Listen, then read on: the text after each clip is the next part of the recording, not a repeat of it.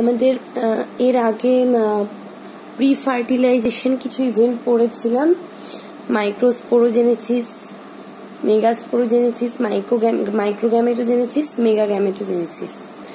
আর আমরা যেটা পড়েছিলাম সেটা হচ্ছে ফার্টিলাইজেশন প্রসেসটা। ফার্টিলাইজেশন প্রসেসের মধ্যে আমরা অ্যাঞ্জিওস্পার্মের একটা ফিচার পড়েছিলাম, যেটা পার্টিকুলার অ্যাঞ্জিওস্পার্মেই দেখা যায়, সেটা হচ্ছে ডাবল ফার্টিলাইজেশন। ডাবল ফার্টিলাইজেশনটা তোমরা আগের ভিডিওতে দেখেছিলে। ডাবল ফার্টিলাইজেশনে কি হয়েছিল না, একটা স্পার্ম বা একটা মেল গ্যামেট এসে প্রথমে ওভামের সঙ্গে ফিউজ করে জাইগোট তৈরি করেছিল। আরেকটা মেল গ্যামেট এই মাঝখানে যে দুটো পোলার নিউক্লিয়াস আছে, একটা পোলার নিউক্লিয়াস এন আর একটা পোলার নিউক্লিয়াস এন, এই দুটোর সঙ্গে মেল গ্যামেট মিশে কি বলে 3N বা ট্রিপ্লয়েড নিউক্লিয়াস তৈরি করেছিল। ঠিক আছে, একে প্রাইমারি এন্ডোস্পার্ম নিউক্লিয়াস বলে। কি বলে? প্রাইমারি এন্ডোস্পার্ম নিউক্লিয়াস, PEN লিখেছি। আর জাইগোটটা হচ্ছে 2N ডিপ্লয়েড। এবার এই ফার্টিলাইজেশনের পরে আরো কিছু ইভেন্ট হয়, যেটাকে আমরা বলবো পোস্ট ফার্টিলাইজেশন ইভেন্ট।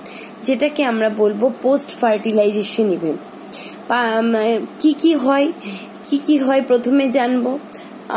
ফার্টিলাইজেশনের পরে যেটা হয়, এমব্রায়ো ডেভেলপমেন্ট হয়। এই যে জাইগোটটা থেকে এমব্রায়ো তৈরি হয়, সেটার প্রসেস আমরা জানবো। আর কি হয়, ওভিউল যেটা আছে, ওভিউলটা ম্যাচিওর হয়ে বীজ তৈরি করে, আর ওভারিটা ম্যাচিওর হয়ে ফল বা ফ্রুট তৈরি করে। আর যেটা এই যে প্রাইমারি এন্ডোস্পার্ম নিউক্লিয়াস থেকে এন্ডোস্পার্ম ফর্মেশন হয়। প্রাইমারি এন্ডোস্পার্ম নিউক্লিয়াস যেটা এখানে থাকে, সেটা থেকে এন্ডোস্পার্ম ফর্মেশন হয়। এই যে ইভেন্টগুলোর মধ্যে সবার আগে যেটা হয় এন্ডোস্পার্ম ফর্মেশন। কেন না, এমব্রিও ডেভেলপমেন্ট যখন হয়, এমব্রিও ডেভেলপমেন্টটাকে প্রিসিড করে এন্ডোস্পার্ম ফর্মেশন। এই এমব্রিও ডেভেলপমেন্ট বা এমব্রিওর বৃদ্ধির ক্ষেত্রে যে নিউট্রিশন লাগে, নারিশমেন্ট লাগে, সেটা এরা পায় এন্ডোস্পার্ম থেকে। এন্ডোস্পার্ম এটাকে নারিশমেন্ট দেয় এবং এর গ্রোথে হেল্প করে। তাহলে প্রথমে যেটা হবে, এন্ডোস্পার্ম ডেভেলপমেন্ট হয়। ঠিক আছে, এবার কোনো এক্সেপশন আছে, যেটা আমরা পরে বলছি। এক্সেপশনের ক্ষেত্রে আদার সোর্স অফ নারিশমেন্ট যদি থেকে থাকে, সেখানে এন্ডোস্পার্ম ডেভেলপমেন্ট হয় না। মানে এমব্রিও ডেভেলপমেন্টের ক্ষেত্রে যদি তাদের নারিশমেন্টের জন্য অন্য কোনো ফুড সোর্স থেকে থাকে, আমরা নারিশমেন্ট বা নিউট্রিশন কোথা থেকে পাই? ফুড থেকে পাই। এই এমব্রিও তার ডেভেলপমেন্টের জন্য যে নারিশমেন্ট পাচ্ছে বা ফুড পাচ্ছে, সেটা পাচ্ছে নর্মালি এন্ডোস্পার্ম থেকে। এবার কোনো ক্ষেত্রে যদি এক্সেপশন কিছু আছে, যেখানে আদার্স নারিশমেন্টের সোর্স আছে বা ফুড সোর্স আছে, সেখানে এন্ডোস্পার্ম থাকে না। ঠিক আছে, তাছাড়া ম্যাক্সিমাম ক্ষেত্রে কিন্তু এন্ডোস্পার্ম প্রেজেন্ট, এবং এন্ডোস্পার্ম প্রথমে তৈরি হয়। এন্ডোস্পার্ম গঠন হওয়ার পরে এন্ডোস্পার্ম নারিশমেন্ট দেয় এমব্রায়োটাকে ডেভেলপমেন্ট ক্ষেত্রে, এবং এটাই এমব্রিও ডেভেলপমেন্টটাকে প্রিসিড করে। তাহলে এই ইভেন্টগুলো আমরা পরপর পড়ব। এরপরে বীজ তৈরি, ফল তৈরি, তার গঠন, এগুলো আমরা পড়ব। আজকে আমরা প্রথমে যেটা পড়ব সেটা হচ্ছে এন্ডোস্পার্ম ডেভেলপমেন্ট বা এন্ডোস্পার্মের টাইপস। এগুলো মানে এন্ডোস্পার্ম সম্পর্কে পড়ার পরে আমরা আর যেটা পড়ব সেটা, তারপরে পড়বো আমরা এমব্রিও ডেভেলপমেন্ট। সেটা ডায়াকট এবং মনোকট উভয়েরই এমব্রিও কিভাবে ডেভেলপ হচ্ছে সেটা পড়বো। প্রথমে আমরা জানবো এন্ডোস্পার্মের নেচারটা কি। এন্ডোস্পার্ম ট্রিপ্লয়েড, কারণ ডাবল ফার্টিলাইজেশন যখন পড়েছিলাম, ফার্স্ট যে মেল গ্যামেটটা সেটা ওভামকে ফিউজ করে, ওভামটা হচ্ছে হ্যাপ্লয়েড, ওই মেল গ্যামেটটা হ্যাপ্লয়েড, দুটো হ্যাপ্লয়েড ফিউজ করে হচ্ছে একটা ডিপ্লয়েড জাইগোট। আর এখানে দুটো পোলার নিউক্লিয়াস থাকে, N এবং N। দুটোই হ্যাপ্লয়েড। এর সাথে কি করে না আরেকটা মেল গ্যামেট এটার সাথে এটাকে ফিউজ করে তৈরি করছে প্রাইমারি এন্ডোস্পার্ম নিউক্লিয়াস। সুতরাং এটার নেচার হচ্ছে ট্রিপ্লয়েড। আর কি, এটা এমব্রিও বৃদ্ধিতে হেল্প করে। এই এন্ডোস্পার্মটা নারিশমেন্ট দেয় এমব্রিওকে অ্যান্ড এমব্রিও ডেভেলপমেন্টটাকে প্রিসিড করে, এমব্রিও ডেভেলপমেন্টটাকে প্রিসিড করে। ঠিক আছে, এবার হচ্ছে গিয়ে এর নেচার দিয়ে আমি কিছু জানবো, মানে এন্ডোস্পার্মের নেচার। এই যে এন্ডোস্পার্ম বা প্রাইমারি এন্ডোস্পার্ম নিউক্লিয়াস, শস্য নিউক্লিয়াস যেটা হয়, এন্ডোস্পার্মটার কি কি টাইপসের হতে পারে? প্রথমত এটা স্টার্চ ধর্মী হতে পারে। স্টার্চ ধর্মী মানে স্টার্চ থাকে, স্টার্চ ধর্মী হচ্ছে তার মধ্যে স্টার্চ থাকে। স্টার্চ ধর্মী এন্ডোস্পার্ম কোথায় দেখা যায়? আমাদের এটা নর্মালি আমরা বিভিন্ন আমাদের খাবার জিনিসের উদাহরণ থেকেই কিন্তু এটা মনে রাখতে পারবো। স্টার্চ মানে কার্বোহাইড্রেট। আমরা প্রতিদিন যে খাবার খাই তার মধ্যে কার্বোহাইড্রেট থাকে হুইটে আর রাইসে। ঠিক আছে, হুইটে আর রাইসে। তাহলে হুইট এবং রাইস অর্থাৎ চাল এবং গমের ক্ষেত্রে স্টার্চ ধর্মী এন্ডোস্পার্ম থাকে। এবার প্রোটিন ধর্মী এন্ডোস্পার্ম কোথায় থাকতে পারে? এন্ডোস্পার্ম যেমন স্টার্চি হয় তেমনি প্রোটিনেসিয়াস বা প্রোটিন ধর্মী হতে পারে। প্রোটিনটা হচ্ছে বীজের ক্ষেত্রে অ্যালিউরোন লেয়ারে থাকে। এরপরে আমরা মনোকটের যেটা শীট পড়বো তার মধ্যে অ্যালিউরোন সম্পর্কে পড়বো। এই প্রোটিনেসিয়াস কি বলে এন্ডোস্পার্মের এক্সাম্পল হচ্ছে ভুট্টা। প্রোটিনেসিয়াস এক্সাম্পল হচ্ছে ভুট্টা। এরপরে অয়েলি এন্ডোস্পার্ম মানে অয়েল ধর্মী, তৈলধর্মী। অয়েল বলতে আমাদের মনে পড়বে যেগুলো থেকে আমরা অয়েল পাই। অয়েল কোথা থেকে পাই? না নারকেল থেকে নারকেল তেলটা পাই। এই নারকেলের যে এন্ডোস্পার্ম, কোকোনাটের যে এন্ডোস্পার্ম, সেটা কিন্তু অয়েলি এন্ডোস্পার্ম একটা এক্সাম্পল। আর ক্যাস্টর অয়েল আমরা বলি যে কোথাও লাগালে যদি আমাদের হেয়ার গ্রোথ কম থাকে, অনেক সময় বলা হয় ক্যাস্টর অয়েল দিয়ে ম্যাসাজ করলে হবে, মানে হেয়ার গ্রোথ ঠিকঠাক হবে। অনেকের চুল পাতলা হয়, তখন তাকে কিন্তু বলা হয় ক্যাস্টর অয়েল মাখতে। বিভিন্ন হেয়ার অয়েলের মধ্যে ক্যাস্টর সাবস্টেন্স থাকে। এই ক্যাস্টর অয়েল যেটা আছে রিসিনাস, এর সাইন্টিফিক নেম রিসিনাস, RICINUS, রিসিনাস যে ক্যাস্টর অয়েল, এটা হচ্ছে অয়েলি এন্ডোস্পার্মের এক্সাম্পল। এবার হচ্ছে স্টোনি এন্ডোস্পার্ম। কিসের ক্ষেত্রে এন্ডোস্পার্ম স্টোনি হয়? না বিভিন্ন প্রকার নাটসের ক্ষেত্রে, বিভিন্ন প্রকার নাটসের ক্ষেত্রে। এবার আর দুটো এক্সেপশন আমরা পড়বো, এটা থেকে আর কিছুই না, শর্ট কোশ্চেন আসতে পারে দুটো এক্সেপশন থেকে। কি রকম? আমরা পড়লাম কি এই যে এন্ডোস্পার্ম তৈরি হচ্ছে ডাবল ফিউশনের পরে, এটা হচ্ছে গিয়ে ট্রিপ্লয়েড 3N,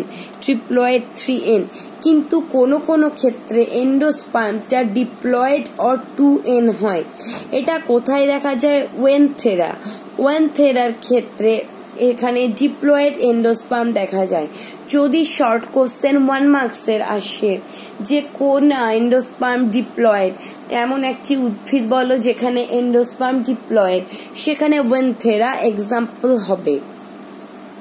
ঠিক আছে, এরপর যেটা আছে এন্ডোস্পার্ম অ্যাবসেন্ট। আমি নর্মালি বললাম এন্ডোস্পার্ম থাকে কেন? এন্ডোস্পার্ম হচ্ছে এমব্রিও ডেভেলপমেন্টটাকে প্রিসিড করে।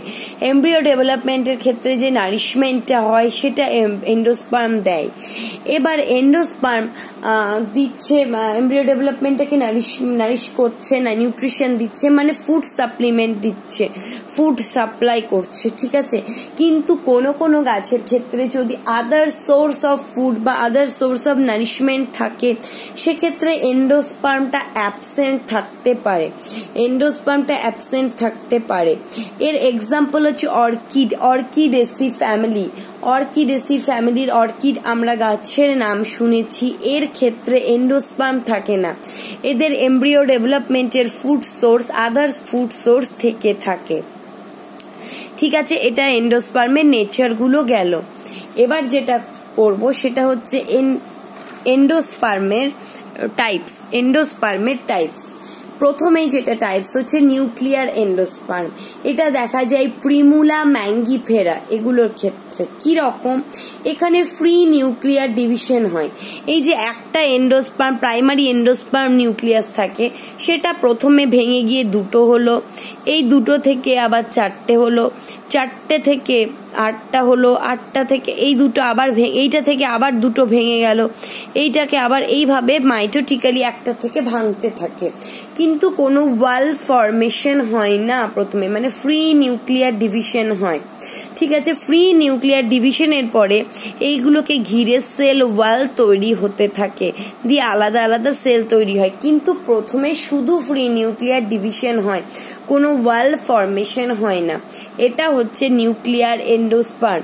এটা দেখা যায় ম্যাঙ্গিফেরা, প্রিমুলা এইগুলো। এরপরে যেটা আছে সেটা হচ্ছে সেলুলার এন্ডোস্পার্ম।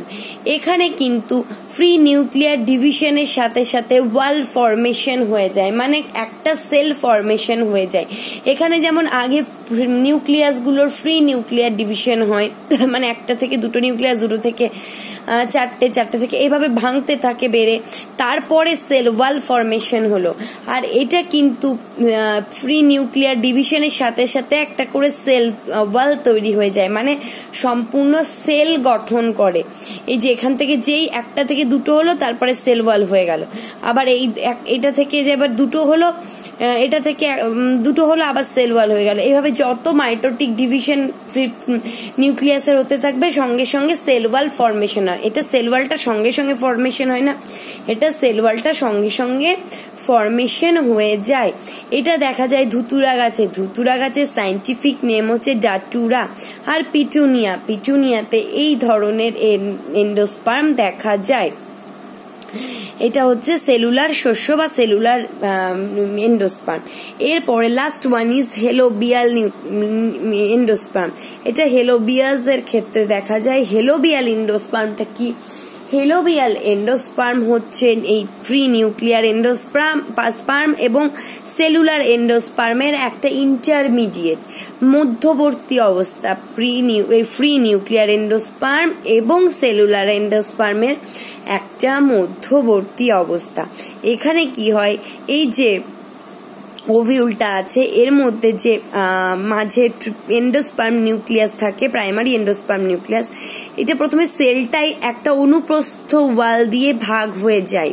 ঠিক আছে, চালাজাল প্রান্ত যেদিকে থাকে, চালাজাল এন্ড, সেটাতে একটা ছোট সেল হয়, আর মাইক্রোপাইলার এন্ডটার সেলটা ব্রড সাইজে হয়। চালাজাল এন্ডে শর্ট সাইজ হয়, মাইক্রোপাইলার এন্ডে ব্রড সাইজ হয়। দুটো ভেঙে যায় এবং দুটো আলাদা আলাদা সেল অনুপ্রস্থ ওয়ালের মাধ্যমে ভেঙে গিয়ে তৈরি হয়ে যায়। এবার এই যে এটা প্রথমে দুটো আলাদা সেল হয়ে গেল, সেলুলার ডিভিশন হয়ে যাচ্ছে। এরপরে যেটা চালাজাল প্রান্ত থাকে, তার যে ফ্রি নিউক্লিয়াস গুলো থাকে, প্রাইম এন্ডোস্পার্ম নিউক্লিয়াস থাকে, ফ্রি নিউক্লিয়াস থাকে, সেই ফ্রি নিউক্লিয়াস গুলোর ফ্রি নিউক্লিয়ার ডিভিশন হয়, খুব কম পরিমাণে হয়, বা অনেক সময় ফ্রি নিউক্লিয়ার ডিভিশন হয় না, বা হলেও এক দুটো ডিভিশন হয়। এই যে চালাজাল প্রান্তের যে নিউক্লিয়াসটা আছে তার যে ডিভিশন হয় সেটা ডিভিশন হয় না, আর না হলে একটা বা দুটো ডিভিশন হয়।